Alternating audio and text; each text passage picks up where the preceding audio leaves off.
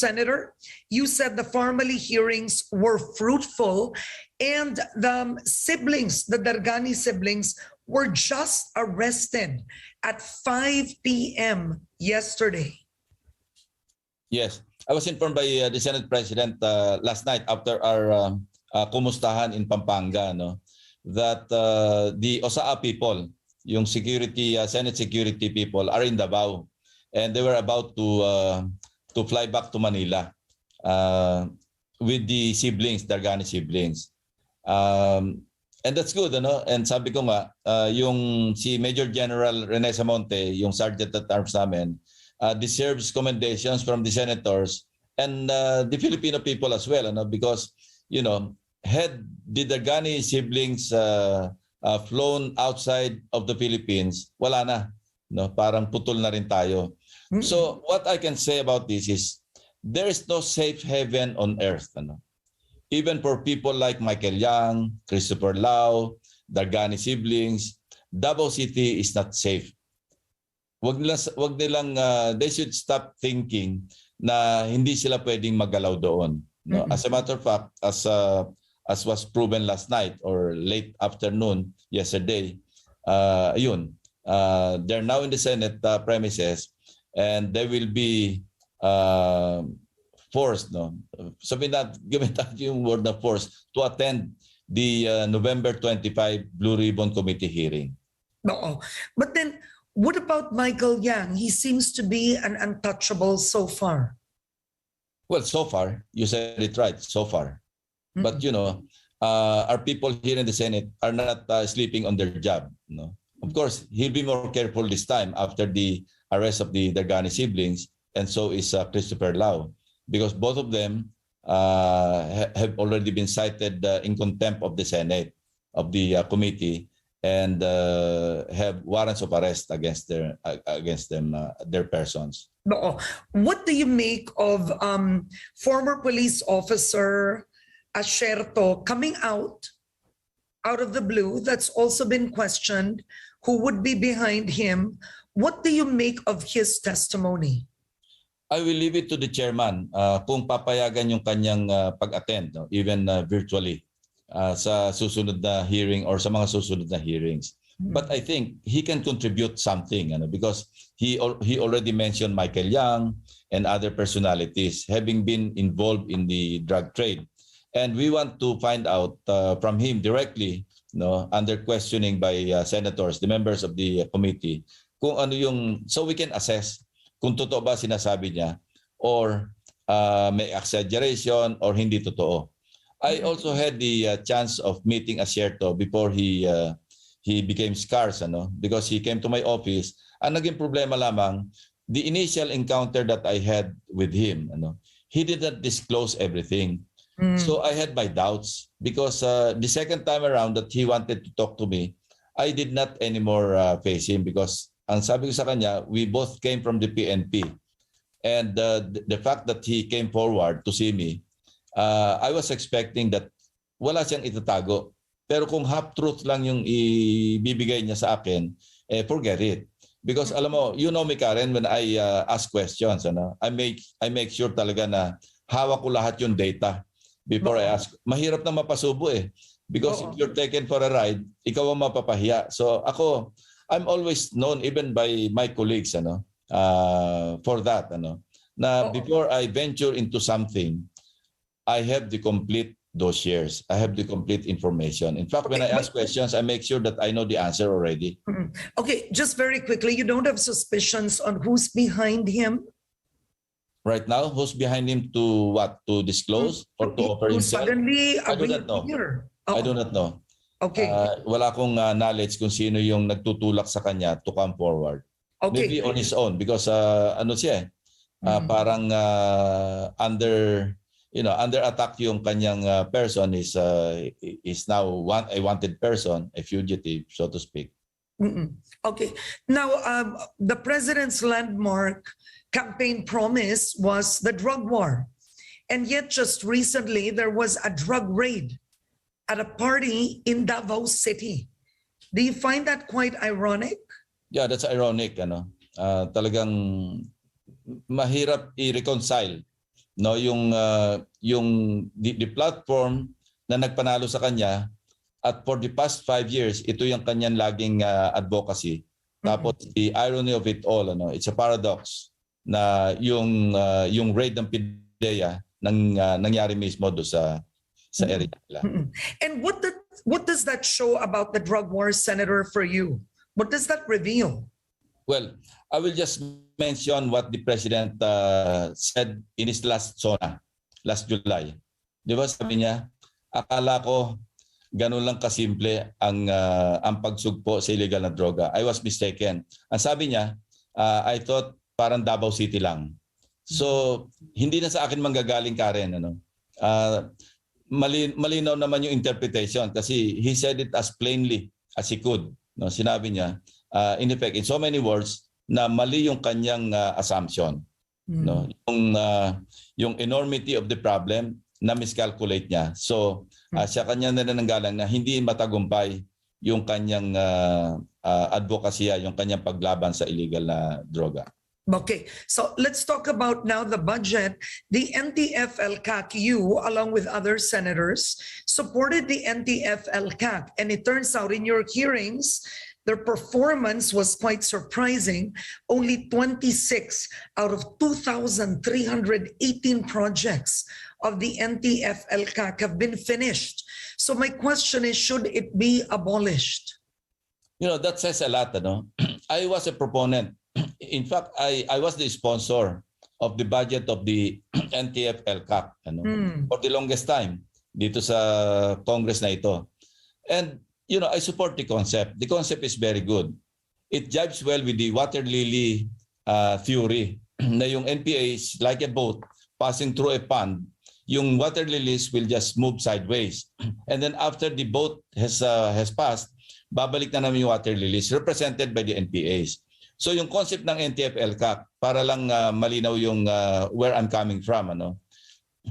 Kailangan talaga may development projects, may livelihood para hindi na makabalik yung NPA o kung bumalik man, mag-join na sa mainstream. Napakaganda ng concept. But then, you know, Karen, pag pinasukan naman ng politika, yan ang masama. Yan ang problema. Pagka pinasok ang politics sa maski anong endeavor na napakaganda, sira yung kabada. Look, 26 out of 2,300. And then we hear of areas na maraming clear barangays and yet nakuha nilang pera, suporta from NTF-LCAC, napakaliit compared to other, you know, areas na tinanggihan na nga ni, sabihin na natin, I'll be direct. Ano?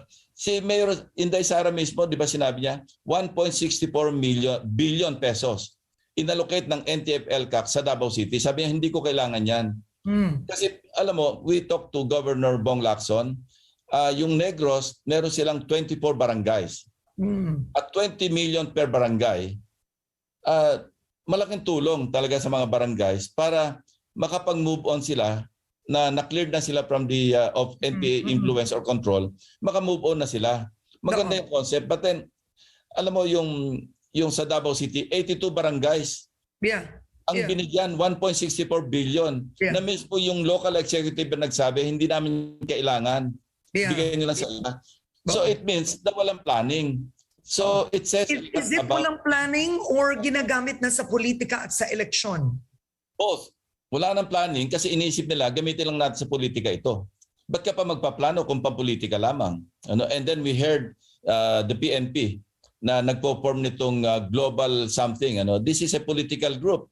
And then, ang ginagamit nila yung pondo ng NTF-LCAC because, Karen, yung 28 billion na for 2022 na kinat ng Senate to 4 billion, it's not actually 28 billion because there's 2 billion more na nakapark sa iba't ibang agencies like the SWD, DILG.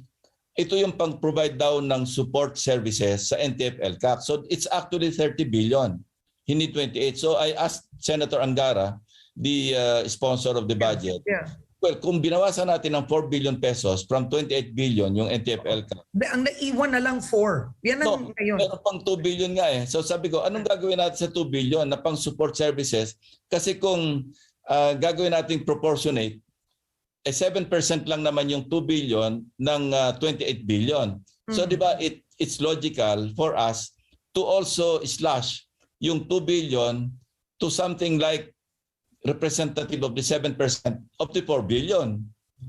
So does it make sense? So sabi naman ni Senator Angara, pag-aralan. Kasi kung nandiyan pa rin, may nakapark na, say sa DILG, may nakapark na 1.194 billion pesos. Eh support services ka lamang, ang susuportahan mo nasa 4 billion na lamang. So di ba logical na bawasan na rin natin yung support services kasi baka kung saan na naman gamitin.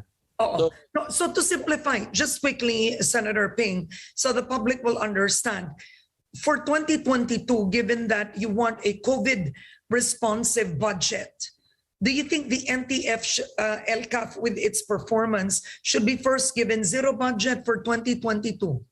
Not zero, but streamline natin. Kasi maganda nga yung concept. I fully support the concept. Ano? Kasi, so you don't believe it should be abolished? You don't believe it should be it should be abolished. No? It should be streamlined and monitored more closely and make them accountable criminally and administratively. Those responsible for the wrong implementation and even misuse of the NTF LCAC fund should be made accountable. Pero to totally abolish it, but of course, meron nga tayong COVID-19 pandemic pang ina-attendan. And we should also, that's another matter, Karen, yung Universal Healthcare Act natin, pinas natin to 3 years ago.